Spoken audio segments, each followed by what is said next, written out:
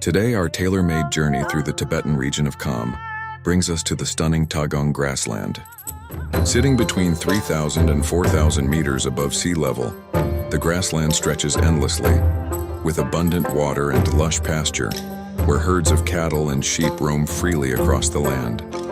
In the Epic of King Gesar, 4 sacred mountains are recorded: Meili Snow Mountains, Mount Kailash, Amne Machin, and Mt Yarla.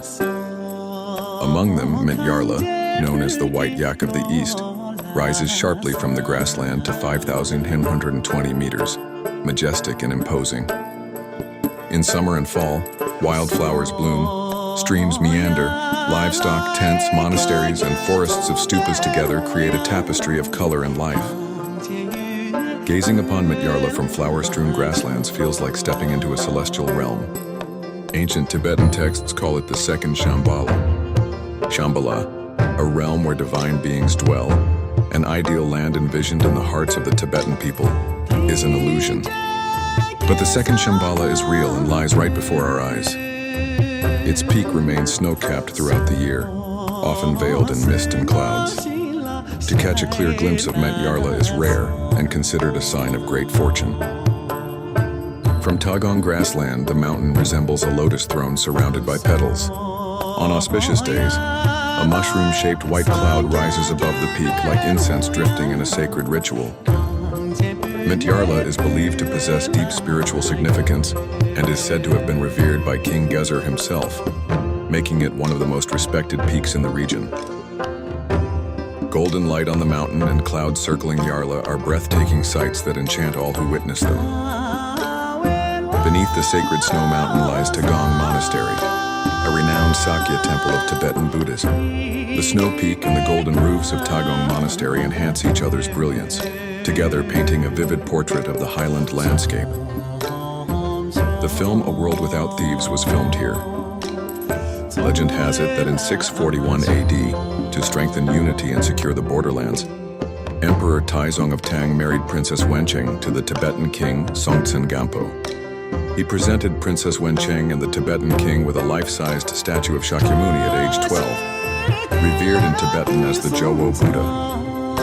As the princess passed through this land, the statue seemed to root itself into the earth, refusing to move. While everyone was at a loss, the statue miraculously spoke, expressing its wish to remain here. However, it was destined for Lhasa, so Princess Wencheng ordered a replica to be made from local golden sand and left here in Tagong. Strangely, though only the lower half was sculpted that day, the upper half had miraculously taken form by dawn. With the new statue complete, the original could finally continue its journey, eventually enshrined in Jokang Temple in Lhasa. After Princess Wencheng reached Lhasa, Songtsen Gampo ordered the construction of 108 temples facing China proper.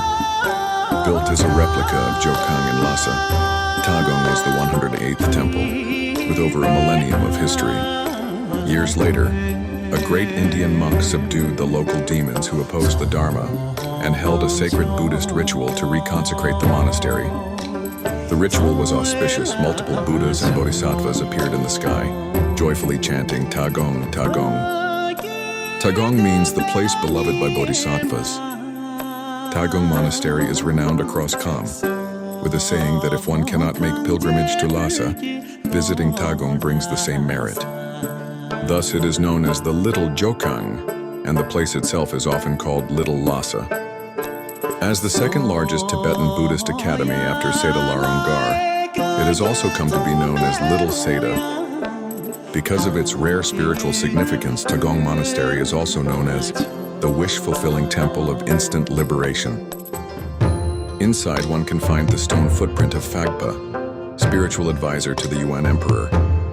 Over 1,000 years old, the stupa built by an Indian Mahasiddha and the 1,000-armed Avalokiteshvara statue are both treasured relics. The walls are adorned with thangkas and Tibetan paintings, Tibetan-style wood carving, clay reliefs, murals, butter sculptures, and an ancient forest of stupas, all rich in distinctive Tibetan Buddhist cultural features. Every year in the 6th month of the Tibetan calendar, a grand prayer festival is held, accompanied by traditional Tibetan Buddhist dance rituals. From mid-July to early August, the annual Shuabazi is held, with horse races, music, dance, a fusion of religious and folk traditions. Colorful tents dot the grassland, creating a festive, bustling atmosphere.